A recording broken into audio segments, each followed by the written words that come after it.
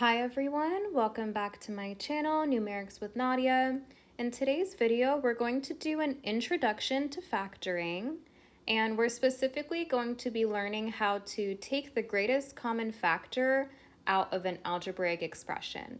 So a few main things here. If you haven't watched my previous videos on the greatest common factor and the distributive property, I would highly encourage you guys to watch those two first, but we will also do a review of both of them in our lesson. So first off in our lesson, we'll do a review of the greatest common factor, the GCF.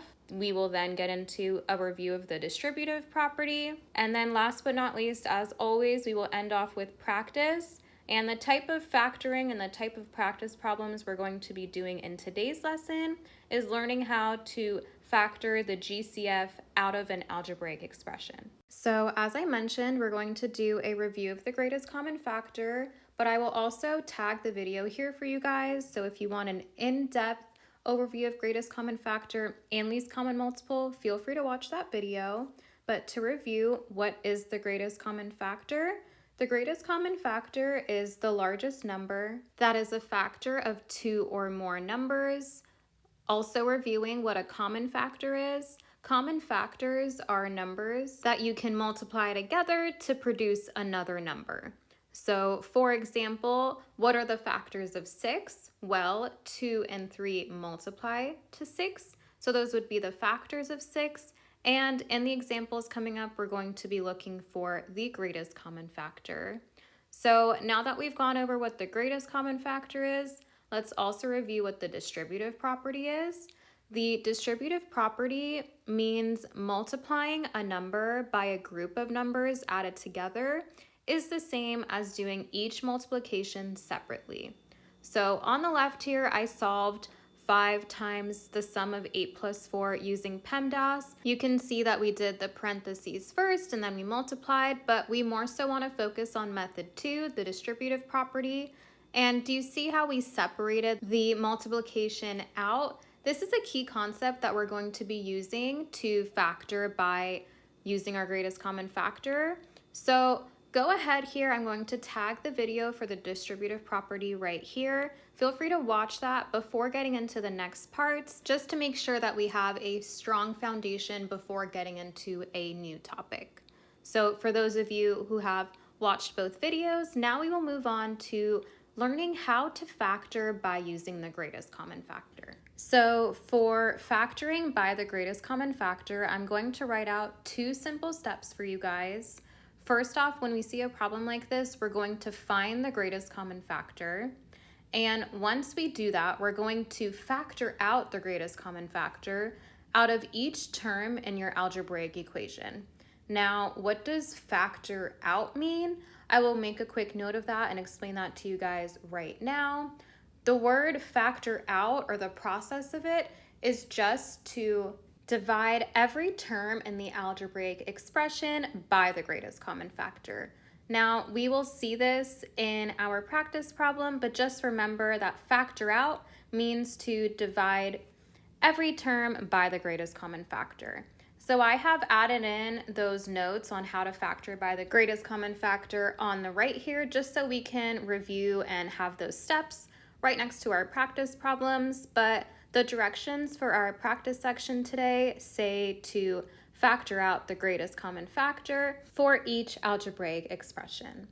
So now that we have our steps and we've gone over the directions, let's get into our first practice problem for today. For number 1, we have 3x plus 6. So what I'm going to do in order to find our greatest common factor is look at my coefficients and my numbers in this algebraic equation.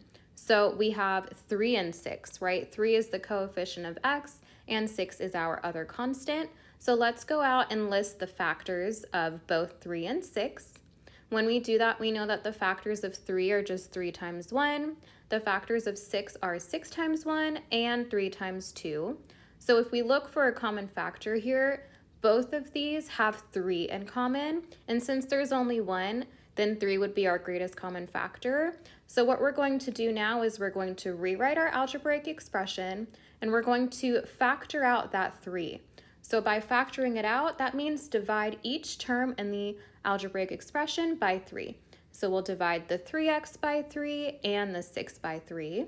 When we do that, we will put the 3, right, our greatest common factor, outside the parentheses, and put what we get when we factor out that greatest common factor inside our parentheses. So I'll have the 3 outside my parentheses, and then let's go through here. We know 3x divided by 3, if we just look at the coefficients, 3 divided by 3 just cancels out, right? So we'd be left with just x. And then when we do 6 divided by 3, we know that that is just 2. So we would have 3 times the sum of x plus 2 as our answer for number 1. So this process of factoring out the GCF, this kind of looks like the opposite of the distributive property, right? So that's why we did a little review of that, because to check your work, you can always redistribute that greatest common factor to make sure that you get the algebraic expression that you started with. So now let's move on to our second practice problem for today. For number 2, we have 18x minus 24. And what numbers are we looking at here? We're looking at the 18, right? The coefficient of x, as well as our 24, which is our constant. So if I write out all the factors of 18, we know 18 breaks out into 18 times 1, 9 times 2, and 6 times 3. And we'll do the same for 24. For 24, we have 24 times 1, 12 times 2, 8 times 3, and 6 times 4. So if we go through here and we look for common factors, they both have 2 in common, they both have 3 in common, and they both have 6 in common. So which one would we choose here for our greatest common factor? The one with the greatest value, which in this case is 6. So now I'm going to factor out my greatest common factor. That means divide each term by 6. When I do that, the 6 will go outside. On the inside of our parentheses, we will do this algebra. We know that 18x divided by 6 would just be 3x. And 24 divided by 6 gives us 4.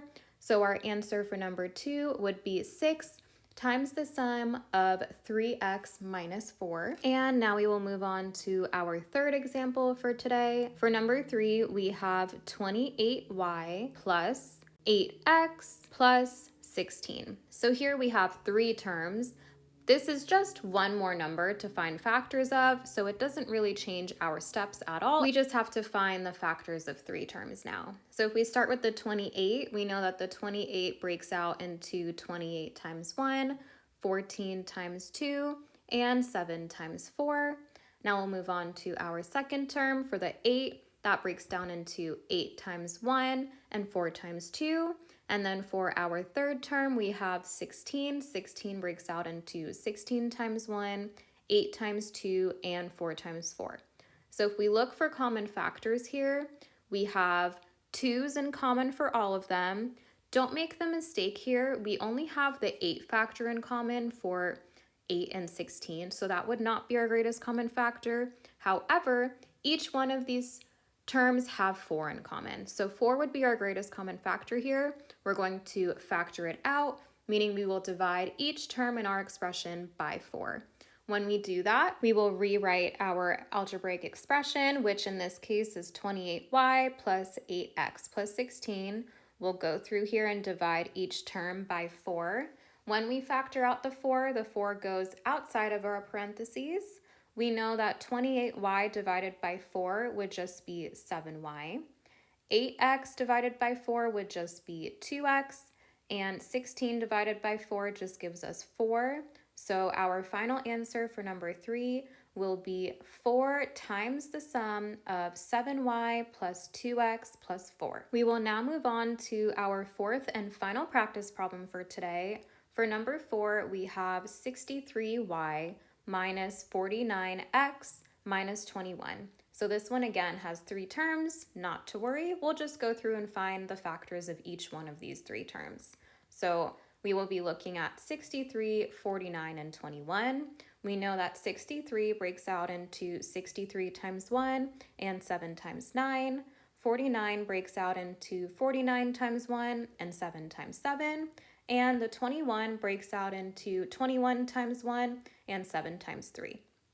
So looking at all of these factors, they have one factor in common, and that is 7. So 7 would be our greatest common factor for this algebraic expression.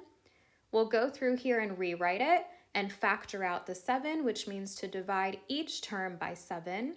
When we do that, we will have 7 outside the parentheses. We know that 63y divided by 7 just gives us 9y. 49x divided by 7 just gives us 7x. And 21 divided by 7 gives us 3. So our final answer for number 4 would be 7, open parentheses, 9y minus 7x minus 3, close parentheses. Great job today, you guys. This was a new topic, and factoring will be a huge topic in algebra. So I hope you guys enjoyed the video. I hope it made sense. Feel free to watch it back, take some more notes, rewatch those other foundational videos if you need more help. And feel free to comment any questions or any other video topics you would like to see down below. Please like the video if you enjoyed it. Subscribe if you haven't already. Share this video with a friend, and I will see you guys next time.